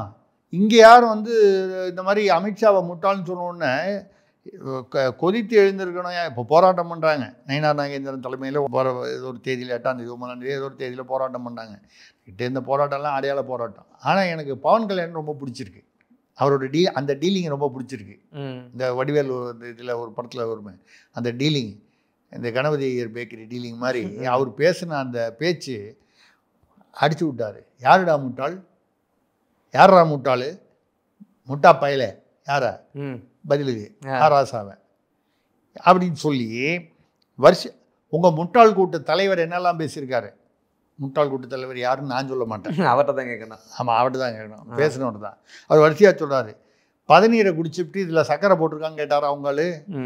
அவர் முட்டாளா அமித்ஷா முட்டாளா? அப்புறம் வந்து 86 + 9 97ன்னு சொன்னார், அவர் முட்டாளா அமித்ஷா முட்டாளா? ஜனவரி 26 சுதந்திர தினம்னு சொன்னார், அவர் முட்டாளா அமித்ஷா முட்டாளா? சூர சம்ஹாரம்னு சொல்றதுக்கு பதில் சூர சம்சாரம்னு சொன்னார், தமிழே தெரியாமல், அவர் முட்டாளா இவர் முட்டாளா? இளமைன்னு சொல்லி இது வரைக்கும் பேசிட்டார். இந்த இன்மையை இளமையாக்கின திருக்குறள் வரைக்கும் பேசி இதெல்லாம் வந்து சொல்லிட்டு கேட்குறாரு. பவன் கல்யாணுக்கும் தமிழ்நாட்டுக்கு என்ன சம்மந்தம்னு என்ன கேட்குறீங்க அப்படின்னு சொல்லி சேகர்பாபு பேசுனதுக்கும் சேர்த்து பதில் சொல்கிறார். ஆராசாவுக்கு மட்டும் பதில் சொல்லலாம். உங்கள் முட்டாள் கூட்ட தலைவர் அப்படின்னு சொல்லி திட்டிவிட்டு நீங்கள் அமித்ஷாவை போய் முட்டாள்னு சொல்கிறீங்க. இத்தனை ஆட்சியை பிடிச்சிருக்காரு, எவ்வளோ அரசியலில் சாதிச்சிருக்காரு சொல்லி அப்புறம் கேட்குறாரு, பவன் கல்யாணுக்கும் தமிழ்நாட்டுக்கு என்ன சம்மந்தம்னு சொல்கிறீங்க? 20 வருஷம் நான் இங்கே தான் இருந்தேன், கல்லூரியில் இங்கே தான் படிச்சிருக்கேன், நான் தமிழ்நாட்டில் சென்னையிலேயே இருந்திருக்கேன், ஏன்னா நான் வந்து கன்னடன், தமிழ் காட்டு முராண்டி சனியன் அப்படின்னு சொன்னவரை வந்து கேட்டால் தமிழ் தந்தைன்னு சொல்கிறீங்க. பவன் கல்யாணம் வந்து தமிழ்நாட்டுக்கு என்ன சம்மந்தம்னு கேட்குறீங்க. சேகர்பாபு பேசினார். சரி, பிரசாந்த் கிஷோருக்கும் தமிழ்நாட்டுக்கு என்னையா சம்மந்தம்? ஏன் அவரை தூக்கிட்டு வந்து 300 கோடி 400 கோடி பணம் கொடுத்துட்டு கூப்பிட்டு வரீங்க? உங்களுக்கு வந்து எலெக்ஷன் நின்று ஜெயிக்கிறதுக்கு துப்பு இல்லையா? சூப்பர் கேவலப்படுத்திட்டார். எனக்கு என்னென்னா, இதை மாதிரி ஒரு 4 பவன் கல்யாண் தமிழ்நாட்டில் வேணும் நமக்கு. இங்கே இருக்கிறவங்கலாம் வந்து ஏதோ பேச்சு போராட்டம் பண்ணுறேன், அதை பண்ணுறேன், இதை பண்ணுறேன், இதெல்லாம் வேலைக்கு ஆகாது. தடாலடியாக இருக்கணும். தடாலடியாக வந்து பவன் கல்யாண் முட்டா பையில அப்படின்னு பதிலுக்கு சொல்கிறாரு. அந்த தைரியம் இருக்குது. அவர் மெட்ராஸுக்கு வந்துட்டு போகிறாரு. அவர் ஒன்றும் அதெல்லாம் பயப்பில்லை. மெட்ராஸுக்கு வந்தால் நம்மளை ஏதோ பண்ணிவிடுவாங்க போவாங்கலாம் பயப்பில்லை. கையை வச்சுருவாங்களா பார்ப்போம் அப்படிங்கிற மாதிரி இருக்காது. அதனால தான் நமக்கு பிடிச்சிருக்கோன்னு தெரியல. அந்த அந்த அந்த அந்த தைரியம் தில்லு நமக்கு வந்து என்னன்னால். ஆனால் இதெல்லாம் தாண்டி நான் என்ன சொல்லுவேன்னா, அரசியலில் ஒரு நாகரீகத்தை கடைப்பிடிக்கணும். ஒரு பிரதமரையோ இல்லை வந்து உள்துறை முதல்வரையோ இந்த மாதிரி யாருமே எந்த சூழ்நிலையிலும் அநாகரிகமாக பேசக்கூடாது. பேசுவதை விமர்சிக்கலாம், ஆனால் பேசுபவரை விமர்சிக்கக்கூடாது. எப்படி நீதிமன்றத்தில் தீர்ப்புகளை விமர்சிக்கலாம், நீதிபதிகளை விமர்சிக்கக்கூடாதுன்னு ஒரு இது இருக்கோ கோட்பாடு, அதே மாதிரி நீங்கள் பேச்சை விமர்சிக்கலாம். அது முதல்வரோ பிரதமரோ மந்திரியோ யாரோ, அவரை வந்து பர்சனலாக விமர்சனம் செய்வது என்பது யாரையாக இருந்தாலும் தவறு. அந்த வகையில் ஆராசா போன்றவர்கள் இத்தனை அனுபவம் பெற்ற பிறகும் வந்து சும்மா அந்த பப்ளிக்கில் ஒரு கைத்தட்டலுக்காக வந்து இப்படி அநாகரிகமான அரசியல் செய்யக்கூடாது. ராசா என்பது அநாகரிக ராசான்னு வந்துடக்கூடாது. ஐயா பார்த்துங்க. சென்னையிலிருந்து சபரிநாதன் கேட்கிறார், அமெரிக்காவிலிருந்து கேரட் விதைகளை வாங்கி வந்திருக்கிறாரே நம் வேளாண் அமைச்சர் MRK பன்னீர்செல்வம். ஏங்க நான் அமெரிக்கா சுற்றி பார்க்க வேணாமா? எனக்கு ஆசையாக இருக்காதா? அது வேற ஏதாச்சும் வாங்கிட்டு வரல, கேரட் விதையாக வாங்கிட்டு வர்றது. ஏங்க இங்கேருந்து வந்து வந்தே பாரத் ரயில் வந்து ஐரோப்பாவுக்கு ஏற்றுமதி ஆகுது. ஏவுகணை விமானம் நம்ம இந்தியா மேக் இன் இந்தியாவில் வச்சு இங்கேருந்து ஏற்றுமதி ஆகுது. இங்கேருந்து போய் அமெரிக்காவில் வந்து கேரட்டும் சிவப்பு உருளைக்கிழங்கும் விதைகள்லாம் வாங்கிட்டு வந்தாராம். எவ்வளோ வாங்கிட்டு வருவார்? 2 கிலோ வாங்கிட்டு வந்தால் உடனே தமிழ்நாட்டில் பொருளாதாரம் உச்சத்துக்கு போயிடுமா? முதல்வர் சொன்ன மாதிரி. இல்லை வேளாண்மை இங்கே வந்து அப்படி. ரெண்டாவது, அவருக்கு என்ன தெரியலன்னா, ஒரு இயல்பான விஷயம் என்னன்னு கேட்டிங்கன்னா, விவசாய அமைச்சர் என்ன பண்ணுறது? தமிழ்நாட்டுடைய தலையெழுத்து, தமிழர்களுடைய தலையெழுத்து. நீங்கள் இப்போ ஊட்டிக்கு போகிறீங்க. ஊட்டியில் ஒரு உதாரணமாக சொல்கிறேன், ஊட்டி, ஏற்காடு, மலைவாச ஸ்தலங்கள், கொடைக்கானல் இங்கெல்லாம் போகிறீங்க. பெருசாக அந்த தட்டாக ரோஜா பூலாம் பார்த்திங்கன்னா, ரோஜா பூ இல்லை மற்ற அந்த மாதிரி பூக்கள் வந்து பலவிதமான வண்ணங்களில் தட்டையாக பெருசாக தாம்பாளம் மாதிரிலாம் இருக்கும், அடுக்கடுக்காக இருக்கும். நீங்கள் அதை பார்க்கும்போதே வந்து அதனால தானே மலர் கண்காட்சிலாம் நடக்குது ஊட்டி மாதிரி இடங்களில். நீங்கள் அந்த செடியை அங்கேருந்து வேரோடு வந்து நீங்கள் பத்திரமா வந்து வாங்கிட்டு வந்து சென்னையில் இருக்கிற இந்த மண்டகாயிர வெயிலில் கொண்டு வந்து வச்சிங்கன்னா, நீங்கள் என்ன தண்ணி ஊற்றி என்ன உரம் போட்டாலும் வராது, 4 நாளில் வாடிடும். ஆமாம். நமக்கு அந்த பூவை பார்க்கும்போது அழகாக இருக்கும். அதில் என்ன ஒன்றும் தாற்பயம்னா, அந்த கிளைமேட்டுக்கு அங்கே வரும், இந்த கிளைமேட்டுக்கு வராது. இங்கே நம்ம மெட்ராஸ் கிளைமேட்டுக்கு கள்ளி செடி தான் வரும். நம்ம சென்னையை வந்து கோவமாக வச்சுருக்கோம் அப்படிங்கும்போது அப்போ இங்கே என்ன வரும்? அதுதான் வரும். அந்த வகையில் வந்து ஒரு விவசாய அமைச்சருக்கு வந்து அங்கே சிவப்பு உருளைக்கிழங்குறவர் தான் கேரட்டெல்லாம் சொப்பு சொப்பாக இருக்கான், பெருசு பெருசாக இருக்கான். அங்கேருந்து விதையை வாங்கிட்டு வந்து இங்கே வந்து ஒரு 2 கிலோவோ 3 கிலோவோ தெரியல பாவம். நான் மேக்ஸிமம் 20 கிலோவுக்கு மேலே வெயிட் தூக்க முடியாது ஃப்ளைட்டில். 20 இல்லை 30 கிலோ, பிஸ்னஸ் கிளாஸில் வந்தால் கூட 25-30 கிலோ. இந்த விதையை கொண்டு வந்து வச்சு தமிழ்நாட்டிலேயே வந்து அப்படியே வந்துருமா? அந்த கிளைமேட்டுக்கு வராதுயா. இங்கெல்லாம் வந்து அதாவது இவங்களாம் வந்து ஆனால் வந்து நம்ம பாராட்டம் என்னென்னா, தமிழ்நாட்டில் பெரும்பாலான அமைச்சர்கள் வந்து புதுசாக வச்சுருக்காங்க மூளையை. Okay sir. அடுத்தது வேதாரண்யத்திலிருந்து அழகுராசா கேட்கிறார், கடலூர் திருவேந்திபுரம் கோவில் நிலத்தில் மாற்று மத பள்ளிக்கூடம் நடத்தும் வழக்கில் உயர்நீதிமன்றம் 5 IAS அதிகாரிகளை நேரில் ஆஜராக உத்தரவிட்டிருக்கிறாரே. இல்லை, அதில் வந்து திருவேந்திபுரம்ங்கிறது ஒரு புகழ்பெற்ற வைணவ கோயில். அந்த கோயிலுடைய நிலத்தில் வந்து 12 ஏக்கராவோ என்னமோ, அதில் வந்து ஒரு சென்ட் ஜோசப் மெட்ரிகுலேஷன் ஸ்கூல்னு ரொம்ப வருஷமாக நடந்துக்கிட்டு இருக்கு. முதல்ல இது அறநிலையத்துறை இது எப்படி பார்த்துக்கிட்டு இருந்துச்சு. இது ஒன்றும் பெரிய புதிதான செய்தி இல்லை. தமிழ்நாட்டில் இருக்கிற முக்காவாசி இந்து கோயில்களுடைய நிலங்களில் யாருக்கு குத்தகை விட்டுருக்காங்கன்னு பார்த்தா மாற்று மதத்தினருக்கு. முதல்ல குத்தகை விடுறதே வந்து அதாவது ஒழுங்கான, அதாவது வருஷத்துக்கு வந்து ஒரு 1 லட்ச ரூபா வரக்கூடிய இடத்துல 500 ரூபாய் 1000 ரூபான்னு வேண்டியவங்களுக்கு கட்சிக்காரங்களுக்கு கொடுக்குறது ஒரு பக்கம். சிறுபான்மையினருக்கு கொடுக்குறது, சிறுபான்மையினருக்கு செய்யக்கூடாதுன்னு சொல்ல, அவங்க சர்ச்சில் அவங்க நிலத்தில் அவங்க பண்ணிக்கலாமே, மசூதியோட நிலத்தில் அவங்க பண்ணிக்கலாமே, வக்போர்டு நிலத்தில் நியாயமான வக்போர்டு நிலத்தில் அவங்க பண்ணிக்கலாமே. அது ஏன் இந்து கோயிலில் வந்து முஸ்லீம்களுக்கோ அவங்களோ கடை கட்டுறதுக்கு வந்து நீங்கள் ஏன் வந்து அனுமதிக்கணும்? அப்படி நீங்கள் அனுமதிக்கிறது வந்து மத நல்லிணக்கம்னு சொன்னீங்கன்னா, அப்போ அவங்க இடத்துல நீங்கள் இந்துக்களுக்கு இடம் கொடுக்கணுமா இல்லையா? ஒரு இடத்துல கூட நீங்கள் கொடுக்கறது இல்லையே, அவங்களும் அதை அனுமதிக்கிறது இல்லை, அரசும் அதை வந்து ஆதரிக்கிறது இல்லையே. இப்போ அந்த வகையில் இதை வந்து ரொம்ப வருஷமாக ஆர்டர் போட்டு 5 IAS ஆஃபீஸர் ஒரு அவங்கவுங்க பதவியில் இருந்த போதும் இந்த ஹைகோர்ட் ஆர்டரை மதிக்கலைங்கிறதுனால நேரடியாக ஆஜராக சொல்லிட்டாங்க. இதை மாதிரி பல இடங்களில் வந்து இப்போ ஆரணியில் வந்து ஒரு ராமர் கோயில் 2.6 ஏக்கரா, இதில் வந்து நம்ம சொல்கிறது வந்து 3.4 ஏக்கராவா என்னமோ, அந்த 12 ஏக்கரா இல்லை 3.5 ஏக்கரா அந்த ஸ்கூல் ஒன்று இருக்குன்னு.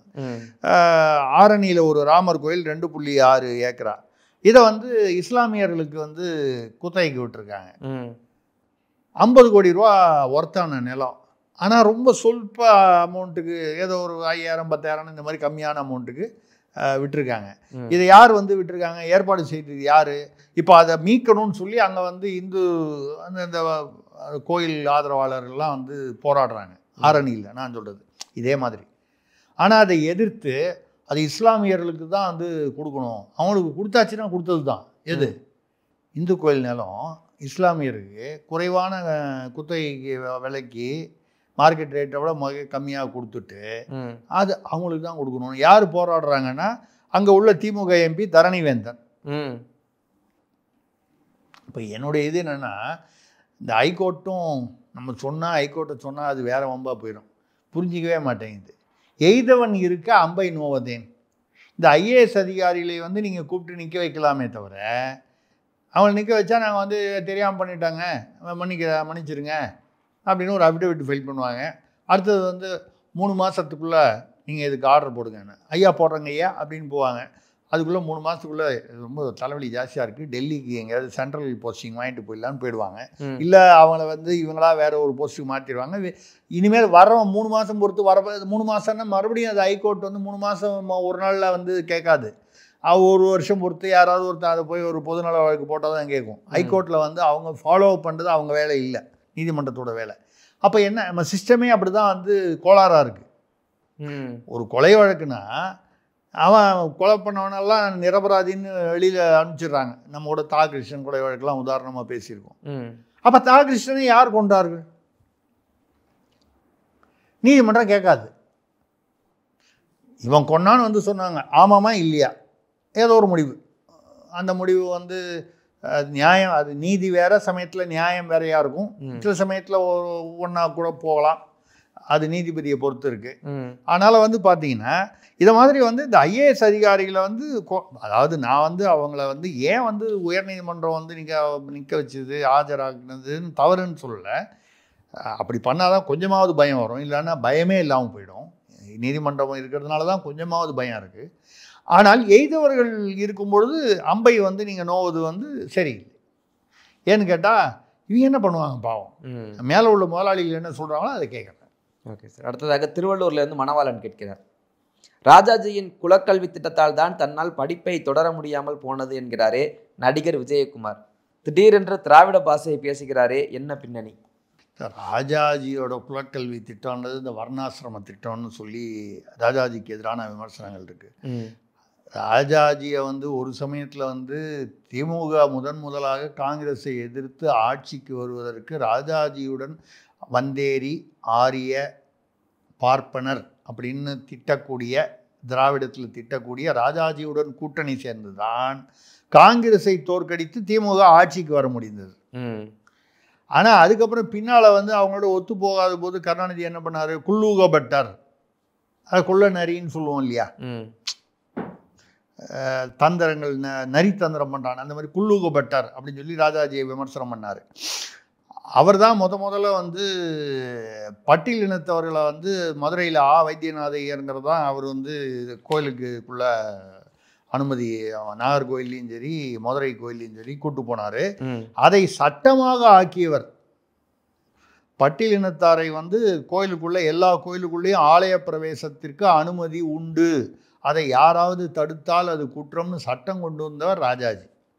ராஜாஜியுடைய பல அரசியல் முடிவுகளில் எனக்கு விமர்சனங்கள் உண்டு, வழக்கம் போல எந்த தலைவருக்கு உண்டான ப்ளஸ் மைனஸ் ரெண்டும். ஆனால் விஜயகுமார் திடீர்னு இவர் ஏதோ வந்து அரசியலில் நுழைய போகிறார்னு நினைக்கிறேன், அதுவும் திமுக சைடில். ஏன்னா வந்து அது வழக்கமாக வந்து திராவிடம்னா உடனே ஒரு குறிப்பிட்ட ஜாதியை திட்டினா தான் வந்து அது வந்து அவங்களுக்கு என்ன தெரியும், அவங்களுக்கு வந்து வீரம் உண்டான், அவங்களுக்கெல்லாம் தெரியாது. இன்றைக்கி இந்தியாவுடைய ஆர்மி சீஃபாக இருக்கிறவரும் அந்த ஒரு குறிப்பிட்ட சாதியை சேர்ந்தவர் தான். அதுக்கப்புறம் நேவியில் தலைவராக இருக்கிறவரும் கடற்படையில் இருக்கிறவரும் அந்த குறிப்பிட்ட சாதியை சேர்ந்தவர் தான். 41 வருஷத்துக்கு முன்னால் விண்வெளிக்கு போனாருன்னு சொல்கிற ராகேஷ் சர்மாவும் அந்த ஜாதியை சேர்ந்தவர் தான். இப்போதோ நேற்று போயிருக்கிற, இப்போ போன வாரம் போயிருக்கிறவரும் இந்த சுதான்ஷு சுக்லாவும். அதாவது அந்த ஜாதி இருந்தால் அவங்க வந்து நான் வந்து அந்த ஜாதி வசதின்லாம் சொல்லலை, தப்பு பண்ணுறவன்லேயும் அந்த ஜாதிக்காராக இருப்பான், எல்லா ஜாதியிலையும் நல்லவா இருப்பான், திறமையானவன் இருப்பான், திறமை இல்லாதவன் இருப்பான், உயர்ந்தவன் இருப்பான், தாழ்ந்தவன். உயர்ந்தவன் தாழ்ந்தவன் ஜாதியை வச்சு சொல்லலை, குணாதிசயம் அந்த குணத்தில். அந்த வகையில் இந்த ராஜாஜி அதாவது ஒரு குறிப்பிட்ட ஜாதியை திட்டினா அது திராவிடம் அப்படின்னு ஒரு இதை உருவாக்கி வச்சிருக்காங்கல்ல, அவர் அதை நினச்சிக்கிட்டு சொல்கிறாரு. இதில் என்னென்னா வழக்கம் போல் அந்த திராவிடர்கள் எவ்வளவு புத்திசாலிகளாக இருப்பார்களோ திராவிடம் பேசுகிறவங்களும் அப்படி தானே இருப்பாங்க. இந்த குலக்கல்வி திட்டம்னால தான் என்னால் படிக்க முடியாமல் போச்சு அப்படின்னு சொல்லி பேசியிருக்காரு. இந்த குலக்கல்வி எப்போ நான் எடுத்து பார்த்தேன், 18/6/1953 அந்த சட்டம் கொண்டு வந்திருக்காரு, வர்ணாசிரம சட்டம், குலக்கல்வி திட்டம்னு சொல்கிறாங்க. அதை 29/7/53 வந்து அது தற்காலிகமாக தடை பண்ணியாச்சு. சரி, எவ்வளோ நாளில்? கிட்டத்தட்ட ஒரு 40 நாளில். அந்த திட்டம் வந்து அரசுடைய திட்டமாக பள்ளிக்கூடங்களில் அதாவது அது இருந்ததே 40 நாட்கள். அதுக்கப்புறம் பின்னால் அதுக்கு அடுத்த வருஷம் 18/5/1954 அது நிரந்தரமாக அந்த திட்டத்தை ரத்து செய்தாகிவிட்டது. சரி, அப்போ இருந்தது 40 நாள். இந்த 40 நாள் இவரால் படிக்க முடியல. ஒரு வாழ்க்கையில் ஒரு மனுஷனுக்கு சின்ன வயசுலேருந்து 1ஆம் கிளாஸ்லேருந்து 12ஆம் கிளாஸு இல்லை ஏதோ ஒரு காலேஜ் படிக்கிற வரைக்கும் 15 கிளாஸுன்னு வச்சுங்களேன், 40 நாள் தானே மொத்தமே. இந்த 40 நாள் தானே படிக்க முடியல உங்களால் குலக்கல்வி திட்டத்தினால. 40 நாளைக்கு அப்புறம் நீங்கள் என்ன பண்ணீங்க? ஆக நீங்கள் படிக்கலை, உங்களுக்கு படிப்பு வரல, அதுக்கு ராஜாஜி காரணமாக வச்சாச்சு. அதுக்கு ராஜாஜி காரணம்னு சொல்லிட்டீங்க. அதெல்லாம் விடுங்க, அவர் அநேகமாக வந்து சத்யராஜ் அரசியலில் கொஞ்சம் அப்படி அப்பப்போ திராவிடம்னு கருப்பு சட்டை போட்டு எட்டி பார்ப்பார்ல, அந்த மாதிரி இவரும் இப்போ ஏன்னா அவர் நடிப்பெல்லாம் ஒன்றும் இப்போது மார்க்கெட்லாம் இல்லை, வயசாகிடுச்சு. ஆமாம், சரி, ஏதோ சொல்லுவான், politics is the last refuge of the scoundrel அப்படின்னு சொல்லி ஆங்கிலேய பழமொழி உண்டு. அது அண்ணாதுரையே பேசியிருக்காரு. ஆமாம், அதாவது திருடர்களின் போக்கிரிகளின் வந்து கடைசி புகலிடம் அரசியல் தான் ம் ஒரு காலம் அப்படி நினச்சிக்கிட்டு விஜயகுமார் வராரான்னு நமக்கு தெரியல. ம் ஓகே சார். அடுத்ததாக பெரம்பூர்ல இருந்து ரா சீனிவாசன் கேட்கிறார், ம் பெரியார் அண்ணாவை இழிவுபடுத்திய பிறகும் அதிமுக பாஜகவுடன் கூட்டணி வைப்பதா என்கிறாரே திருமா. பெரியார் அண்ணா ஆ இவங்க 2 பேரையும் பெரியார் அண்ணாவை அது அந்த முருகமான ஆமா. வந்து அதாவது பெரியாருடைய ஆன்மீக கருத்தையும் அண்ணாவுடைய ஆன்மீக கருத்தையும் அதாவது கடவுள் எதிர்ப்பு கொள்கையை வந்து விமர்சனம் பண்ணி அவங்க வச்சாங்க. அதிமுக அமைச்சர்கள் வந்து இது முன்னாலே தெரிஞ்சிருந்தால் நாங்கள் போயிருக்க மாட்டோம் அப்படின்னு அவங்க சொன்னாங்க. ஏன்னா சில விஷயங்களில் இவர்கள் அண்ணா பெரியார் வந்து அதிமுகவுக்கு தேவை, இவங்களும் வந்து அதிலிருந்து ஒட்டிக்கிட்டு தானே இருக்காங்க. அதே சமயத்தில் வந்து கடவுள் மறுப்பு விஜய் சொல்கிற மாதிரி தான் எங்களுடைய அந்த 5 பேர் வந்து எங்களுடைய வழிகாட்டிகள் அப்படிங்கும்போது பெரியார், ஆனால் அவருடைய கடவுள் மறுப்பு கொள்கையை நாங்கள் ஏற்றுக்கொள்ள மாட்டோம். அப்புறம் எந்த கொள்கையை ஏற்றுக்கிறீங்க, எதெல்லாம் ஏற்றுக்கிறீங்கன்னு ஒரு லிஸ்ட்டு போட்டு கொடுங்கன்னு சொன்னால் விஜய் ஏற்கனவே அவர் வெளியே வர மாட்டேங்கிறாரு. வீட்டில் இருந்தபடி தான் இன்னும் பேசிக்கிட்டு ஹோம்ஒர்க் தான் பண்ணிக்கிட்டு ஒர்க் ஃப்ரம் ஹோம் தான் இன்னும் நடக்குது. கேட்டால் அப்போ இந்த புதுசாக போய் சேர்ந்த ஒரு ஐஆர்எஸ் ஆஃபீஸர் அருண்ராஜன் அவர் சொல்கிறார், விஜய் வெளியே வர தயார், அவருக்கு பாதுகாப்பு தர தயாரான்னு. ஐயா நீ முதல்ல வெளியில் வாயா, அப்புறம் பாதுகாப்பு கேளியா. வெளியிலேயே வராமல் உள்ள ஜன்னலுக்கு பின்னாலேயே இருந்து கதவை இழுத்து பூட்டிக்கிட்டு வீரவாசனம் பேசிக்கிட்டு இருந்தால் எப்படி? இப்போது அந்த இது கூட பார்த்தீங்கன்னா முதல்ல வந்து அவர் ஒன்றும் வாயே திறக்கல, இந்த அஜித்குமார் மேட்டரில் வாயே திறக்கல, புஷி ஆனந்த் தான் பேசினார். அதுக்கு வந்து பத்திரிகை செய்தியாக வந்துருச்சு. ஏன்னா ஜனநாயக படத்தில் வந்து அவர் போலீஸ் ஆஃபீஸராக வராராம், போலீஸுக்கு எதிராக பேசுனா தப்பாக போயிடுமா, அந்த படம் ஓடாது இல்லை, அதனால் பேசாமல். இது பத்திரிகையில் செய்தியாக வந்தவொடனே என்ன பண்ணார், மறுநாள் அறிக்கை கொடுத்துட்டாரு, இது வந்து தவறு, காவலர்கள் எல்லை மீறி போவது தவறுன்னு. இது முதலையே கொடுக்க வேண்டியதானே ஒரு தலைவராக. ஏன்னா அரசியலில் நம்ம இருக்கணும்னா அது காலாட்டிக்கிட்டே இருக்கா மாதிரி நிகழ்வுகளுக்கு வந்து நீங்கள் உங்களுடைய கருத்துக்களை, அது விமர்சனங்கள் அநேகமாக ஆளுங்கட்சிக்கு எதிரான விமர்சனங்களாக தான் இருக்கும். எதிர்கட்சிகள்னாலே ஆளுங்கட்சி செய்கிறதெல்லாம் தப்புன்னு சொல்கிறது தானே எதிர்கட்சி. ஆமாம், அப்போ வந்து அது நீங்கள் உங்களுடைய கடமையை செஞ்சுக்கிட்டே இருக்கணும். மக்கள் வந்து இல்லைன்னா வந்து மறந்துடுவாங்க. பாரு எடப்பாடி நல்ல டோஸ் விட்டாரியா, அண்ணாமலை எப்படி பிடிச்சா இருப்பார், இவர் எப்படி அப்படி ஒவ்வொருத்தரையும், சீமான் பாரு கலக்கிட்டாரியா. இது எப்போ வருது, இந்த விமர்சனங்கள் தைரியமாகவும் அந்த பாயிண்டடாகவும் சொல்லும்போது. நீங்கள் வீட்டுக்குள்ளே இருந்துட்டு நாங்கள் வெளியே வர தயார், நீங்கள் பாதுகாப்பு கொடுக்க தயாரா, அது கொடுப்பாங்க. இப்போ கூட நீங்கள் வந்து பார்த்தீங்கன்னா வந்து போலீஸ் பாதுகாப்பு வேணும்னு சொல்லி யாராவது ஒருத்தர் கேளுங்க. இப்போ எனக்கு கூட மிரட்டெல்லாம் வருது அப்படின்னு சொல்லி நான் போலீஸ் கால் போயிட்டேன்னா, என்னை விட ரொம்ப பலவீனமாக நானே பரவாயில்ல போல் இருக்கிற மாதிரி வயதான ஒரு போலீஸில் ரிட்டையர் ஆகிற வயசில் ஒருத்தர் வந்து கொடுப்பாங்க. அவர் ஒரு ரைஃபிள் எடுத்துகிட்டு வருவார். மோஸ்ட்லி அந்த ரைஃபிள் வந்து அவர் வந்து ஊன்றுகோல் மாதிரி கையில் வச்சுக்கிட்டு வருவார். நான் வந்து காவல்துறையை வந்து இழிவுபடுத்தணுன்றதுக்காக சொல்லலை.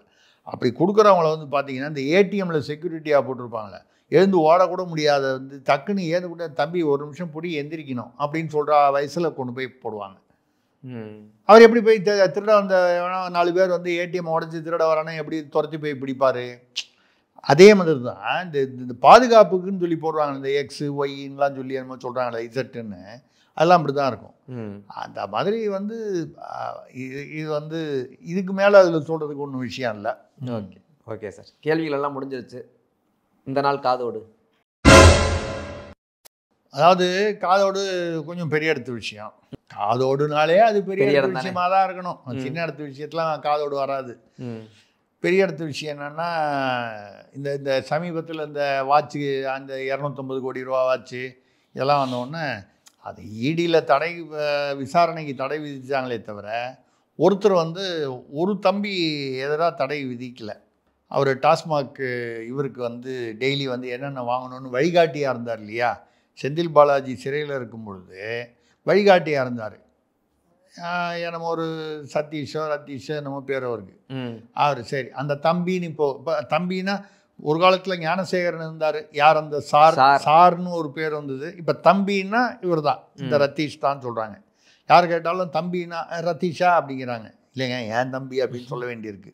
அப்போ அந்த மாதிரி வந்து அந்த ரத்தீஷ் வந்து எங்கேயோ வெளிநாட்டில் இருந்தார் போல இருக்குது. அவருக்கு எதிராக ஒன்றும் பிரச்சனை இல்லைன்னு அவர் வந்துட்டாராம். அவர் வந்தவுடனே தான் வந்து பெரிய இடத்துல சீனாவருக்கு வந்து மூச்சு வந்து தான். அவர் இல்லாமல் கை கால் ஓடாது. அவர் தான் வந்து உற்ற தோழர். அது வந்து அந்த அந்த அந்த தோழமை வந்து பகல் இரவு என்று வித்தியாசம் இல்லாமல் வந்து அந்த தோழமை வந்து நட்பு வந்து அப்படி ஒரு நட்பு 24 மணி நேரமும் அந்த நட்பு வந்து நீடித்து கொண்டிருக்கிறது. இது ஒரு பக்கம் இருக்க. அப்பா இருக்கார் இல்லையா, அப்பா கூப்பிட்டு சொல்லிட்டாரு, இது பாரு மாப்பிள்ளை வேற கலாடா பண்ணார். அது நம்ம ஏற்கனவே பேசணும். மாப்பிள்ளை வந்து நான்லாம் போய் சொத்தெல்லாம் கொண்டு போய் பத்திரமா வந்து முதலீடு பண்ணி காசு சம்பாதிக்கிறேன் குடும்பத்துக்கு.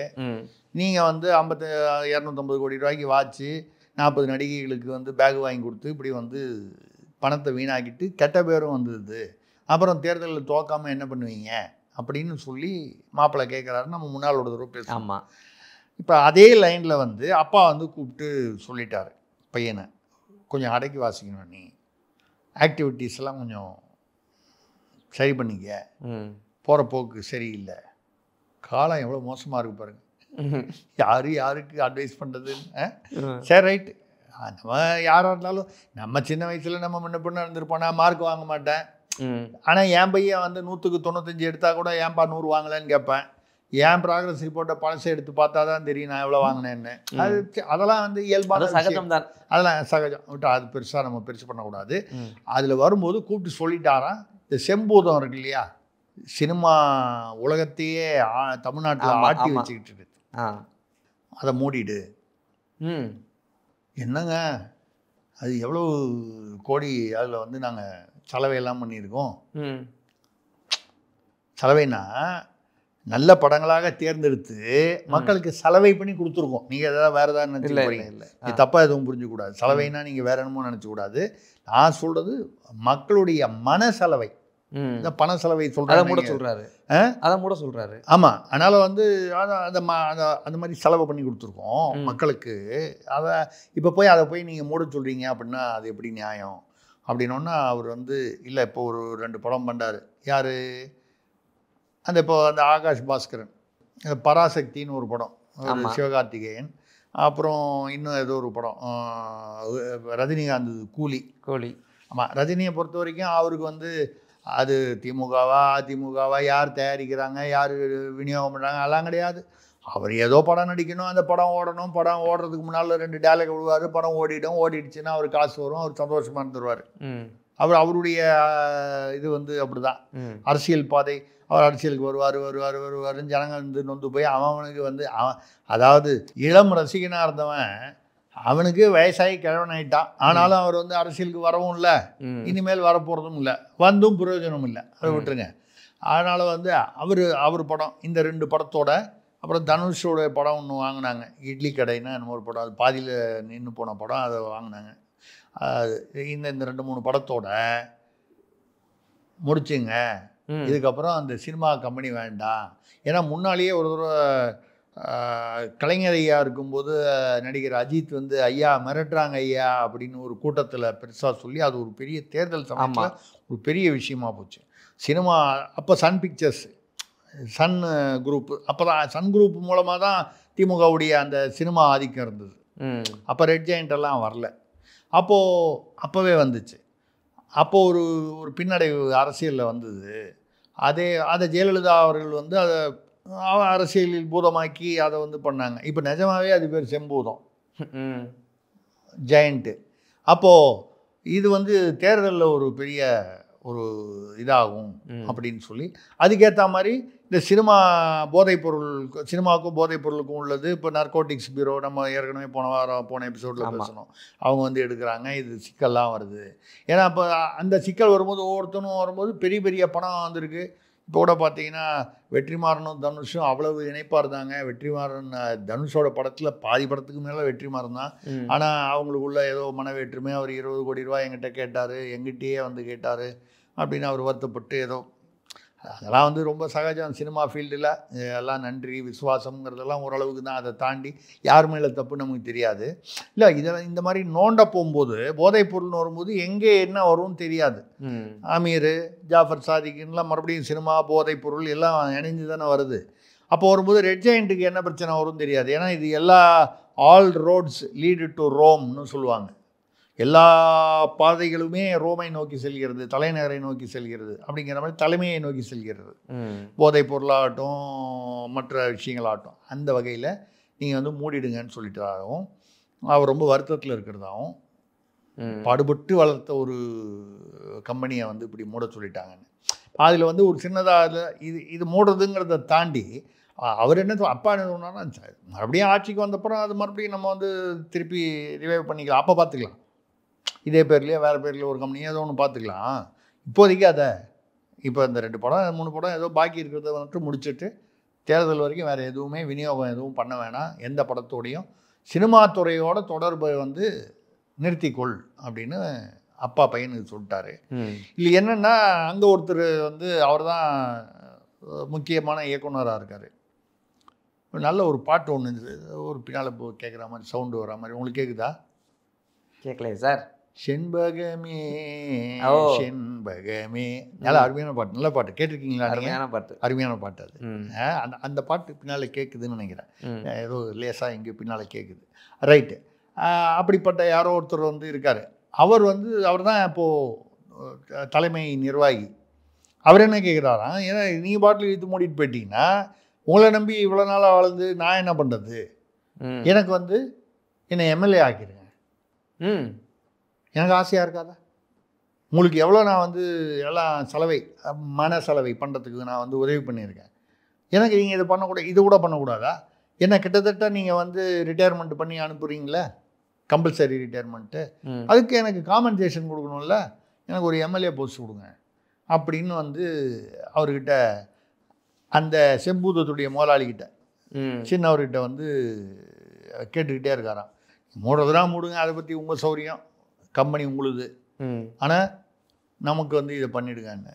இப்போ இருக்கிற பிரச்சனை போகாதுன்னு இவர் வேறு தலைவலி, கம்பெனியும் மூடி இதெல்லாம் வந்து நார்கோட்டிக்ஸ் பியூரோ வந்து என்ன பண்ண போகுது, இதில் அவர் மாட்டுவாரா இவர் மாட்டுவாரா, அந்த உச்ச நடிகர் மாட்டுவாரா, உச்ச நடிகர் வீட்டில் இருக்கிற இன்னொரு நடிகர் மாட்டுவாரா, இப்படின்லாம் வந்து பார்த்து வரும்போது இது எங்கே நோக்கி வருது, கம்பெனியோட வருது, லைக்காவோட நமக்கு இருந்த தொடர்பு பல விஷயங்கள் வரும்போது, லைக்கானா உடனே அங்கே இலங்கை வரைக்கும் போது பல பிரச்சனைகள் வருது.